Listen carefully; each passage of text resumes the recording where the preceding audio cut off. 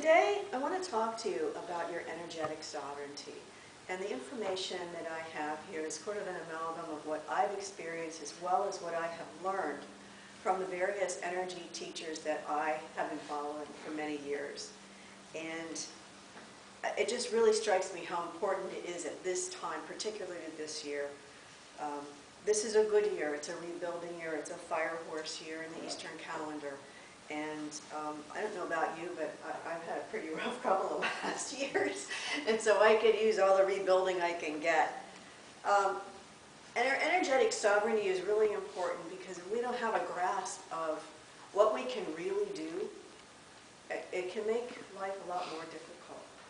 So I'm going to talk about owning your energetic sovereignty, what that is, why it's important. And I have a fun, what I think is a fun process for you. We're going to do that together. We'll show you the power that you really have over your own energy, over your body, over your mind. It's really empowering. And I'll also be giving you some ideas for practical application of energetic self-sovereignty. So as Annette has said, you know, kind of suspend your disbelief for now, and then if you want, you can disbelieve again later. Okay? All right. So I'm pretty sure, but I'm going to say this anyway. Everybody here, you're familiar with the concept that everything is energy. Is that correct? Yeah, that's good. You know, there's a book called The Map of Consciousness. You may or may not be familiar with it. It was published in 2019. Dr. David R. Hawkins wrote that book. He's widely recognized for developing an emotional frequency scale. He assigned frequencies to all of the emotions. And that follows on, not just emotions, but literally everything is energy. Everything, thoughts, feelings, beliefs, patterns of behavior, actions, words, illnesses, healing frequencies, and of course light, love, abundance, our DNA, all frequency, the physical DNA, as well as energetic and emotion passed down from generations resides in our DNA. And that's important too, because that can affect us in ways that we don't even realize. Human beings are developing faster and faster on all levels, and that really is good because it means that it's easier for the average person to be sovereign over their energies if they choose to do so. And that's also a really important thing to remember. It's about choice, and that's not always easy. You know, your emotions reach up and they grab you, and it's hard to choose otherwise. But choice is always key here. So I'd like to do the body cell process. I call it a body cell process. And I realize some people may not be energy sensitive. There are some people in the world who don't feel energies. You may feel energies, you may not. If you don't, it doesn't mean nothing happened. It just means you may not be sensing it. It may show up later in a different way. Just as smiling, lifting your eyebrows, that generates in your body those happy hormones and happy chemicals. So too, the negative emotions will generate chemicals that will stay with us. Fear is a strong one. That generates some things that stay in your body and in the cells a long time. And that can affect you even after the mind and heart have healed. So what I'd like for us to do now, just check in with yourself, how you're feeling emotionally right now, and how your physical body is feeling. And you may notice a spot here and there in your body. Maybe there's a numbness, maybe it's tense, soreness, a tenderness, anything like that. But just check in and see how you're doing right now, just to kind of have a starting point. Now, I would like for you to think about something that you consider negative. Don't go into trauma, because we're not equipped for that right now. But go into something that somebody irritated you. Somebody honked at you when you didn't do anything wrong. Your sister annoys you. Your brother wants money from you again. Some little thing that kind of like, okay?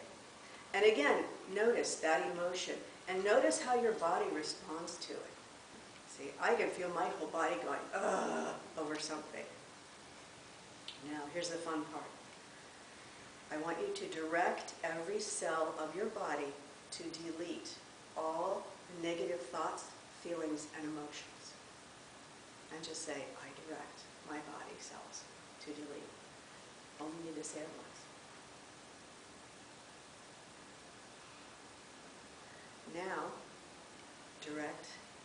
every cell of your body to delete the chemicals that were created by those negative thoughts, feelings, and emotions.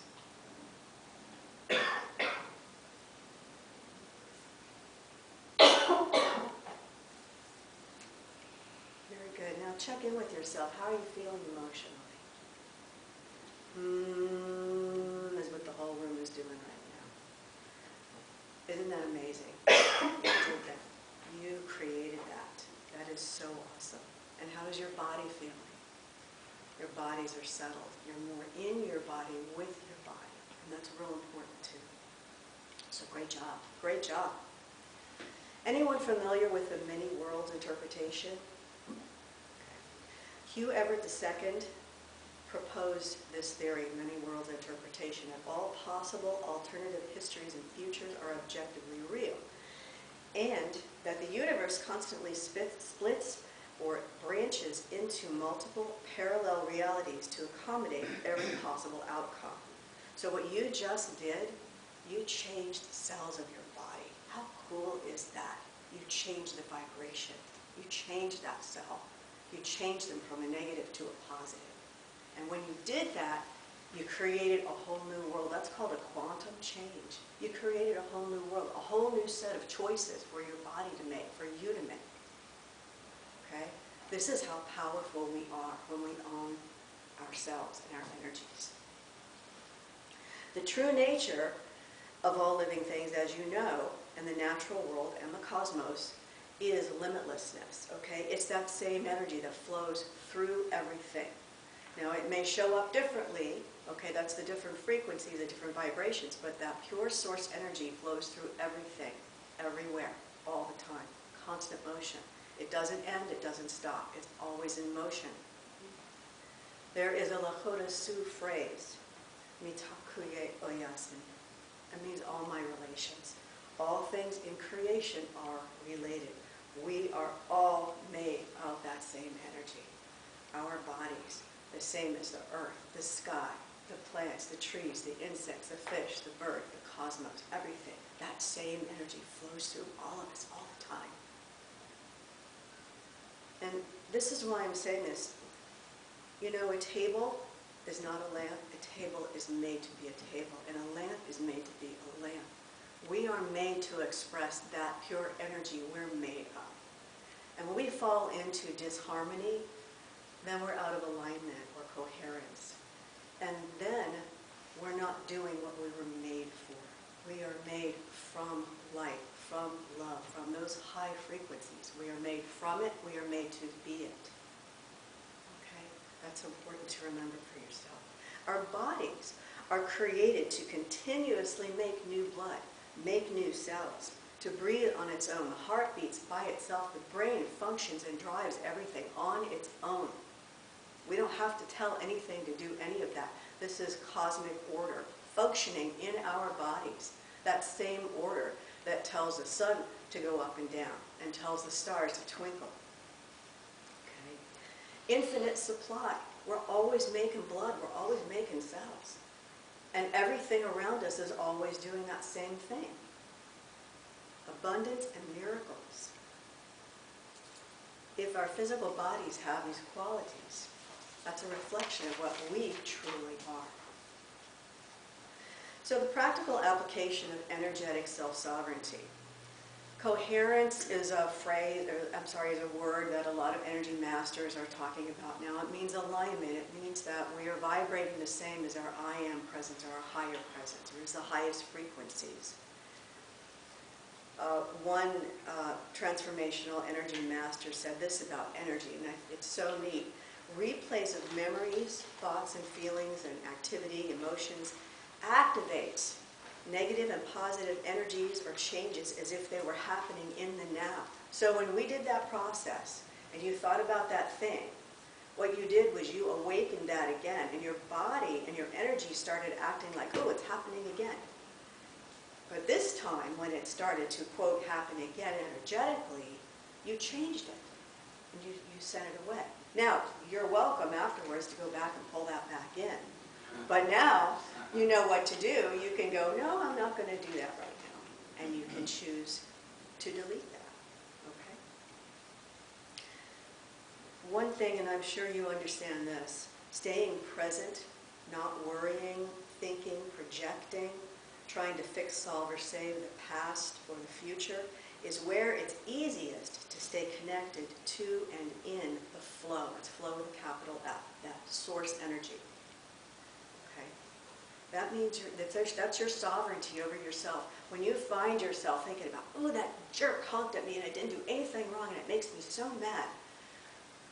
And then you might go down the road and go, oh, I wish I could stick a nail in his driveway and they run over and get out of the tire. That might just be me, I don't know. But when you can go, oh, well, now I feel bad. Oh, wait a minute. Oh, I see what I'm doing. I'm seeking revenge. Okay, well, I don't think I'm going to do that right now. And then you can go back into flow. So that's that point, if you can catch yourself. It takes some practice. It really does, and I know you know this. It takes some practice. But once you discover that, oh, wow, this feels so much better than worrying and thinking and overthinking, I'm just going to let go and let this be taken care of. Because you know what? There is not a single human being on this whole planet who has the answer to every single solution.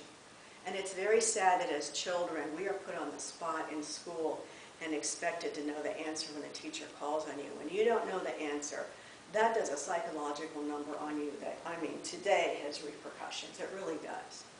And that makes it difficult, more difficult to be able to let go and trust and go, okay, I don't know this answer. There's no possible way I could know this answer because I've never been in this situation before. But I know that there is an energy that runs everything and it always has the answer. And I'm going to let that energy figure this out and I'm just going to get out of the way. It's also really helpful, especially now, because we're kind of coming out of a very difficult time period into this rebuilding, to have some sort of process in the morning to align yourself, to clear yourself, to kind of reset. Make sure that you're clearing yourself, your body, your emotions, your thoughts, your communication channels. Clear your living space, clear your meditation space. You want to keep that always moving and flowing and basically not cluttered energetically. Really super important in all of your energy or spiritual activities, remember your physical body, okay? It is here to support and love you for your entire life, your whole life. This is the same body you had when you were born, okay? It's grown and changed, but it's the same one. Make sure you take your body with you. It's natural for us, because we're energetic beings in something that's solid, it's natural for us to kind of drift out of it, especially if we feel threatened or frightened, or a lot of energy people, spiritual people, when they're doing their thing, they'll kind of drift away from their physical bodies and we don't realize it. And sometimes we don't get all the way back in, and that can cause misalignment with things. So remember to take your body with you. That's where your power is. That's your power point, is staying with that body. Okay? Because also, as we ascend, as you grow and mature spiritually and energetically, your frequency is going to go up. And if you're vibrating at 2,000, but your physical body is only down around 500, that's going to cause some problems. So stay with your body when you're doing it, when you're meditating. If I know it feels great and you will feel like you want to fly all around, but tap in with your body, stay with your body, let your body fly around too. Send your body love and gratitude often. It has its own wisdom. Our bodies, remember that cosmic order? That's our body's processes. Our body's processes, it knows what to do. But the problem is our mind gets in the way. And then the body goes, oh, okay, well then I won't do that. So we have to remember that. Body has its own wisdom. Those are divinely ordered processes in our body for healing. We need to let our body be able to do what it knows to do. So another thing you can do for yourself, if you feel like you're out of alignment, you're just not feeling right, you can direct your mind and heart to align, be in coherence, and stop and feel that then. How's that feel then when you're aligned? So you can tell the difference. Anytime you're presented with something that's challenging, no question is too small or too great. Ask yourself, am I acting from alignment or anxiety? Am I acting from fear or love? Panic or truth and clarity? Stop and ask. I don't know if any of you remember from childhood, you know, to stop, look, and listen before you cross the street. Use your eyes, use your ears, and then use your feet. Same principle, okay? Stop, look, and listen. Check in. Having mastery over yourself is not about being perfect. It is about loving and ownership of yourself and everything about you and your life. And that's especially your thoughts, feelings, and emotions. Those thoughts, feelings, and emotions, those are our three most powerful creative tools, especially emotions. Especially emotions. If you can feel it, you're believing it. And when you believe it, that's when you see it.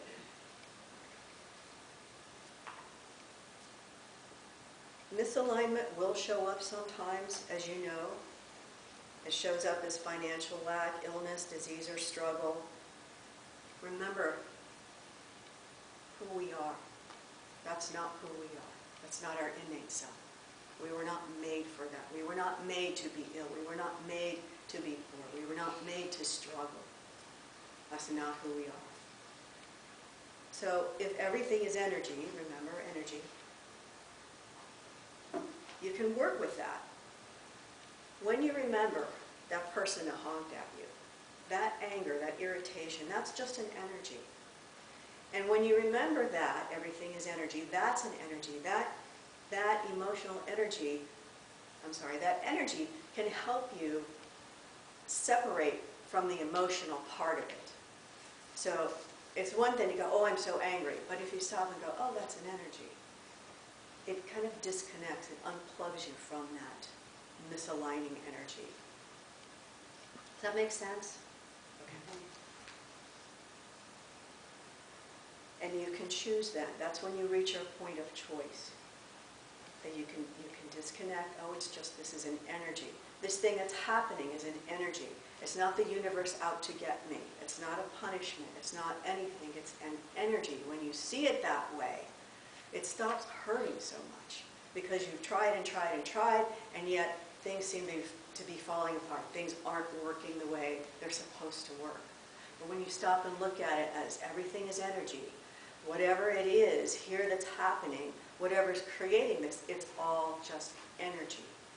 That enables you to put down that emotion and look at it more objectively and be able to work with it and say, okay, well, if everything is energy and I can't do anything about this right now, why don't I put this aside and focus on what I really do want to have in my life and what I really do want this to turn out to be.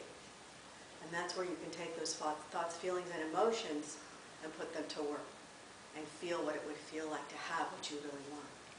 Feel into the goodness that's all around, the abundance that we're steeped in it all the time.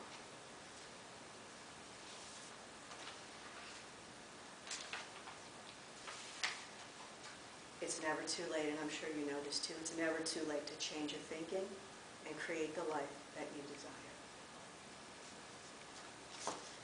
I'm going to close with a really short poem that I wrote a few years ago.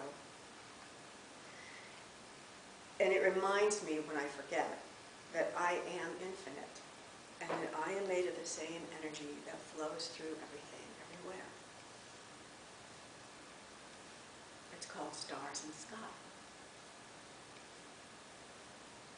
We are made of stars and sky.